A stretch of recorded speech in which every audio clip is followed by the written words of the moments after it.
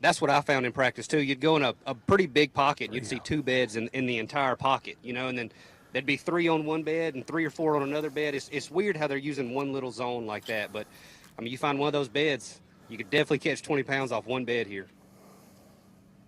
Cook had a spot earlier that we were watching him, and he had 3 fish to start, and by the time it was done, he had like 7 fish. They just kept moving in. Yeah. And the beds here are really hard to see.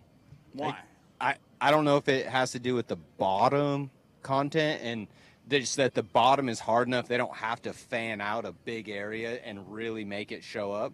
Some of the ones I saw spawning would be on like a little grass clump, and you'd have all this green grass, and then you'd have one patch of grass that was just a little bit more lime green, where they had just kind of fanned off the debris of the grass. Or on a clay spot, you may see a fish that's sitting there, or a lot of times in practice you would actually see those bass rolling, doing the deal, and that's how you knew that they were spawning there. But when you got to looking, there's nothing that looks like a bed. There's no big circle. It'd just be a really tiny spot that they'd keep coming back to, that you could say, okay, that's the spot.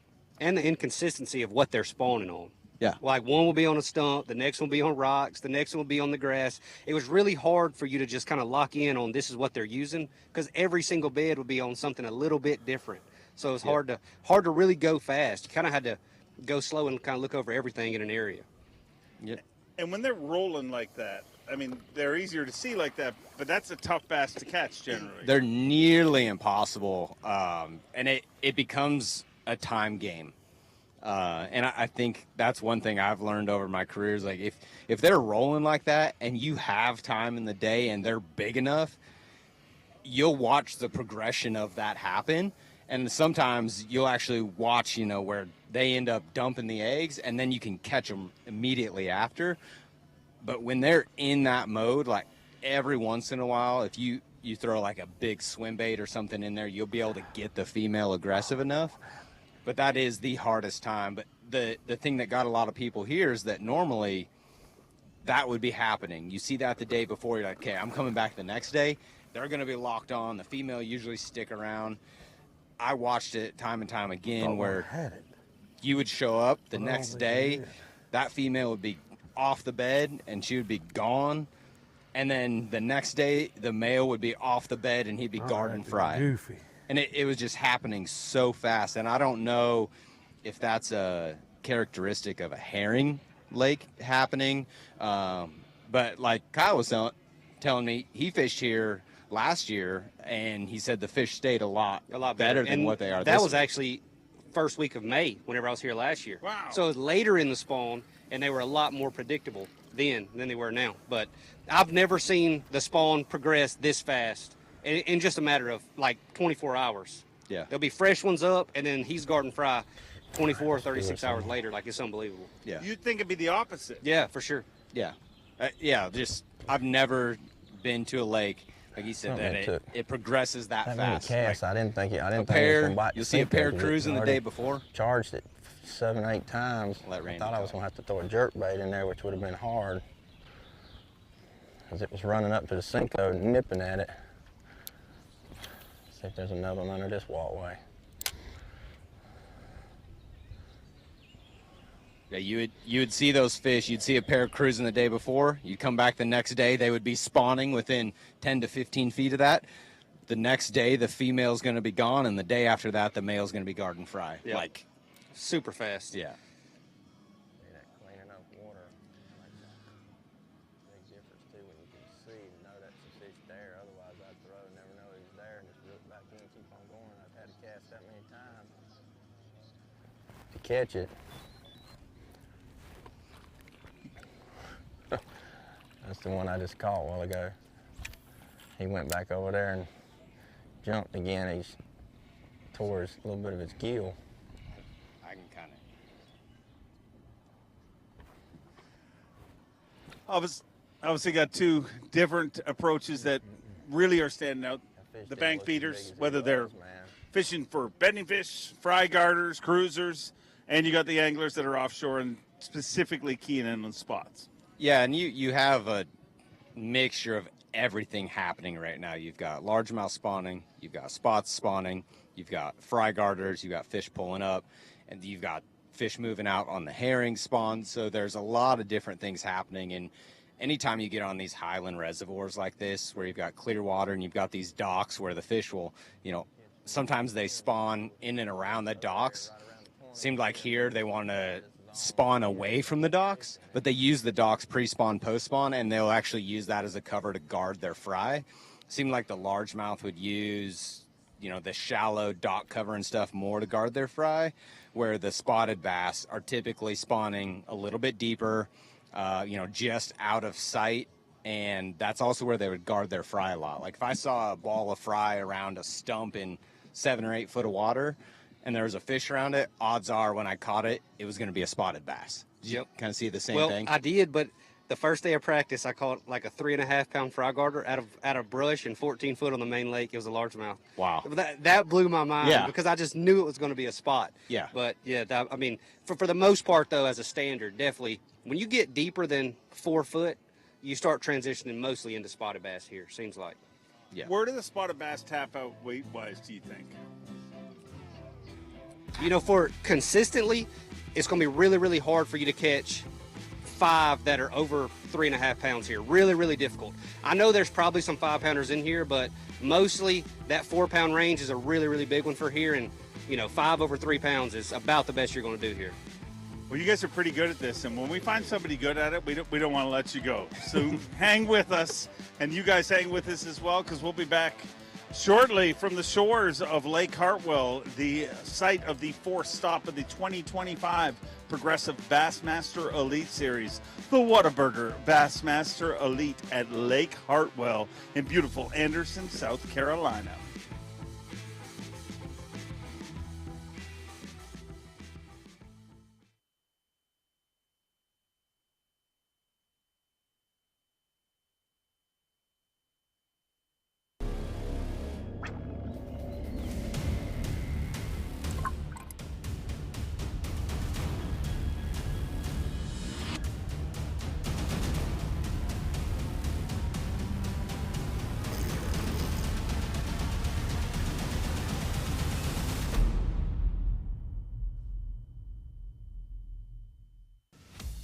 In the relentless pursuit of domination on the water, one name stands above the rest. TH Marine's Atlas Jackplate. The power behind champions since 2007. The driving force that propels you to victory. More winners choose Atlas. For the fisherman who demands the best, Atlas delivers. Because every move counts. More winners choose Atlas. There we go. Oh my God! That could be $100,000. The Prodigy prevails and wins Lake Okeechobee. Let's go! John Garrett goes wire to wire. Fifth Lake belongs to Takumi Ito. Got big. Let's go! Bassmaster Classic champion, Easton Fothergill.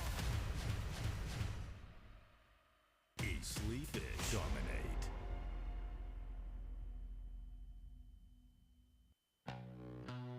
The best of the best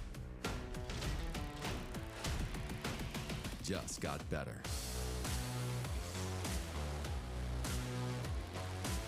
Clearer images, sharper resolution, improved target separation. That's right, better.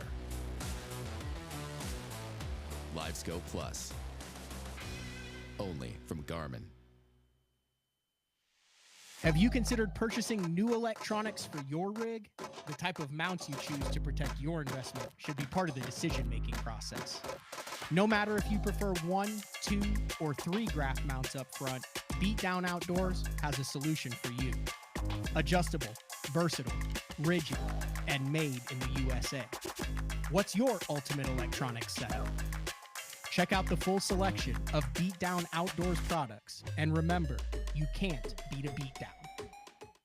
The newest addition to the Basscat STS family is here. Introducing the Caracal STS, showcasing aggressive styling, paired with enhanced performance and a continued dedication to raising the bar.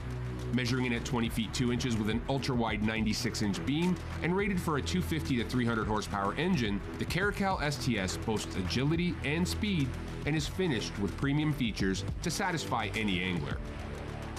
Bass Cat Boats. Feel the rush.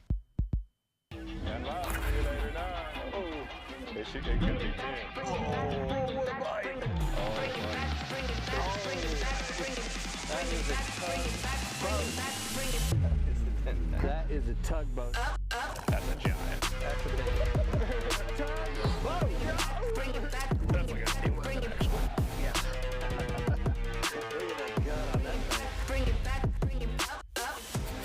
What a nice fish. It's the moment when everything is on the line and precision, power, and control make all the difference. A moment over 20 years in the making, anchored on loyalty, trust, and support that goes beyond all expectations. A relentless pursuit of perfection.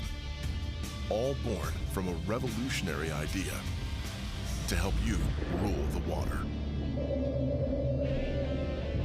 Power Pole.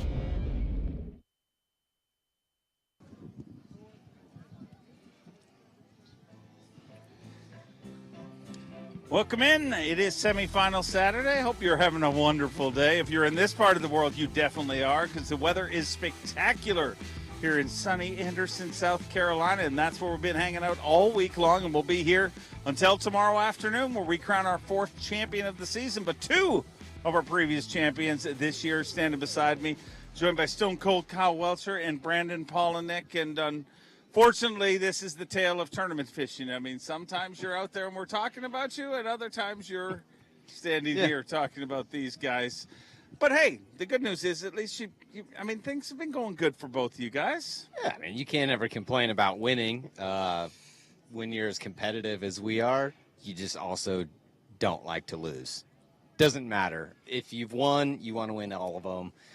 And I think you just want to be competitive at all of them. And it seems so easy when you're watching and you're watching the guys that are catching them and, you know, making the right decisions.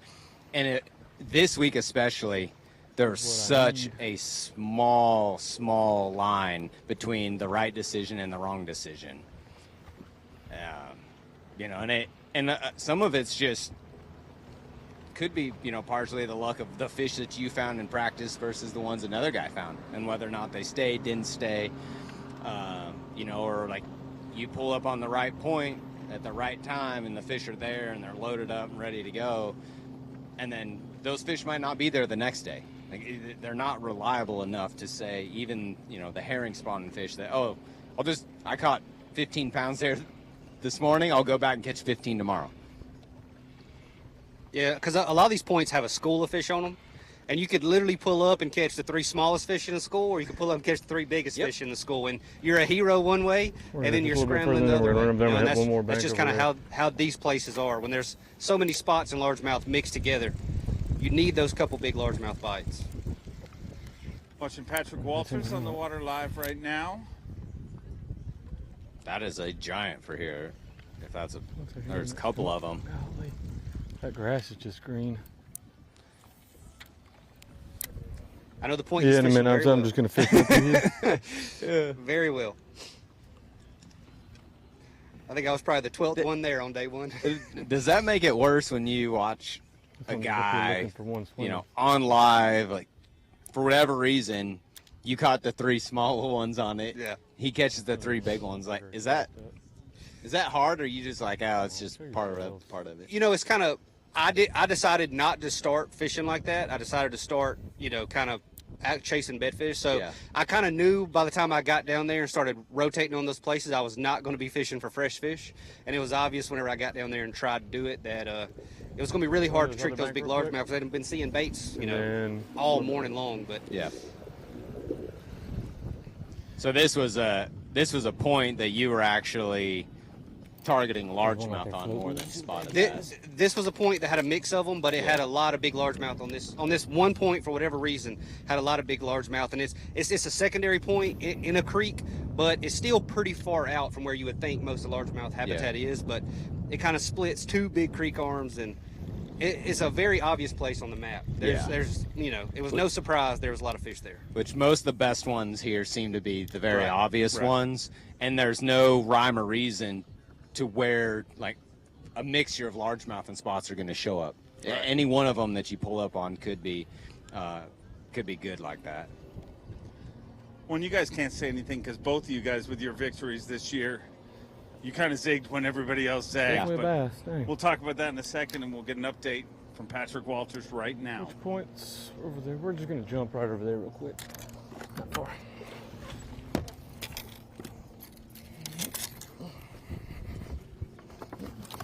The update is keep moving. He needs a few more rods on the front deck. He'll probably catch them.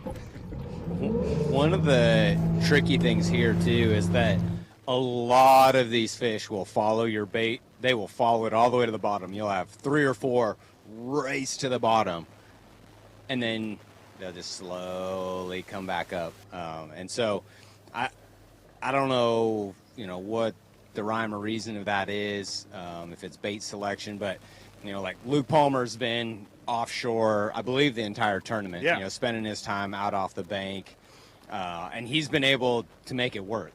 And I think that was kind of a key this week of having a good event is you really kind of needed to commit one way or the other, because to get those better than average bites, like you either needed to spend all your time burning the trolling motor down, burning the bank, or you needed to be out there doing what Luke's doing and just commit to that. You're going to go through a lot of bass. You're going to put your bait in front of a lot of bass, but you're going to up your odds of 5 of those being better. And then even if you're fishing offshore, there's 2 main approaches to it. You can find a place where you think the fish are spawning and really go slow, or you can really run and gun kind of the herring places and try to generate some of those big bites whenever the fish are aggressive. So you pull up and make a few casts and then roll to another one. And I'm sure we're going to see kind of a mix of that, but a lot of the guys have been finding an area and kind of soaking and trying to, pick them off one at a time. And it looked like what Patrick was doing was a little bit more run and gun, kind of old school herring fishing. Yeah. Which is more his style. Right. Now over to shallow stuff with Jay Securit, our current leader in Progressive Bassmaster Angler of the Year points. So I can tell you exactly what he's doing right now. Without seeing his graph, he is looking at a fry garter, I would say. If he's got a jerkbait in his hand, pitching up shallow, what happens a lot of times around these docks, that fry will suspend up in the shade and around the dock floats and stuff. They're soaking up that heat. And that's where the bass is going to be, right? They're going to be around guarding that fry and stuff. And so they don't typically want to go all the way to the bottom to chase a bait. Feels like that is one. I mean, fry garters have been a part of the sport for a long time, but it feels like that is another part of the sport this technology has really. It's just made finding fry garters that much easier. Yeah, you just didn't have to see them with your eyeballs all the time, right? You could catch those ones that were just out of sight, around a dock, and really trigger them, because that's what you got to do a lot of times is get that fish to trigger. Before you may just be throwing a glide bait around a dock or a swim bait, and you'd see them come out, and then they'd go back, and they'd be sitting up there high, and then you'd have to look around, and all of a sudden you'd see that little ball of bait, and you'd be like, oh, okay, that's a fry garter. And it opened our eyes to how deep they would actually guard fry. Yeah. Like my whole life, I thought they guarded fry like 4 feet or less. They needed sun for the fry. And then now it's like, no, they'll be out there, 6, 8, 10, 12. I caught one in 14 in practice, it opened our eyes to how deep they actually guard those fry also. Catching back up with Patrick Walters, and he's obviously set up, doing a lot of running today. And we're seeing that with a lot of the guys fishing the same way he is. Just, you're going to move. You're going to keep moving, and we've talked about technology, and that's another part of it where it makes you so much more efficient. Whether you love this or hate this, it makes you what would take 15, 20 minutes in the past to figure out if they're in that area. Yeah. We saw Paul Marks pull up to a spot and literally make 2 casts and be like, we're gone. Yep. Well, these guys who are really dialed in with it, there is a place on these points where the fish are sitting to eat. And there's places on the points where the fish are just kind of sitting when they're, neutral or inactive. And when they pull up and they see those fish sitting on the place and then they may follow a bait off of it, it's time to leave because it's going to take them a while to set back up. So there's, on every single one of these places, there's kind of a table where they're sitting trying to eat. And that is much easier said than done. Yes. To be able to look, say, there's a school of fish, there's 15 pounds worth of fish, I'm going to leave. Yep. Because that's always been the age-old saying, right? Like when to stay, when to leave. Well, you leave fish to go find fish. When you can see them and they're there and you know they're the right size, but you have to believe what you're seeing, right? And that's what this technology does, is it takes any myths out. Like, it's what you see is what is happening. And the guys that are really good with it are able to say, it's time to go. Yep. And make those decisions. Patrick Walter's very good with it. I mean, most of our field is very good with it. Yeah. But it's definitely changed. I mean, even the effectiveness of his cast. You know, I talked about it with Christy in the past. You'd hear people in seminars talking about reel that bait right to the side of your boat. I mean, they might chase it up. And now it's like you hit the hot zone, and other than that, you burn that bait back. Right. One of the most impressive elite wins that I ever watched when I was younger was Coda, when he won up on Erie, you know, and I couldn't wrap my mind around how he was over 70 foot of water catching these giant smallmouth around bait balls suspended on a drop shot, because catching suspended fish was always the most difficult thing, right? A guy that understood what his bait was doing, sunk down to 20 foot, you reeled at just the right speed with the right jig head, and it'd just stay there at 20 foot, and that's where the fish were. All of that is taken out of the equation, because now you just know, like, okay, now it's at 20 foot, and I reel it this fast, and I just watch it stay at 20 foot. Right. Well, you know what? You guys make my job a whole lot easier. Loved hanging out with you guys here. Who's going to win this tournament? Drew Cook. I have a really hard time betting against Drew. But I wouldn't be surprised either if, like, Paul Marshall, one of those guys, you know, they have the ability to have that 17 or 18 pound day. And Drew's he's going to have a big day to be able to go find new ones to make it happen. Well, you've heard it from the pros, but only the scale truly knows, and we'll find out who our top 10 is moving into Championship Sunday at the weigh-in this afternoon. Been fun hanging out with you all morning. Don't go anywhere. We're going to throw things over to the studio in Little Rock, breaking down the action.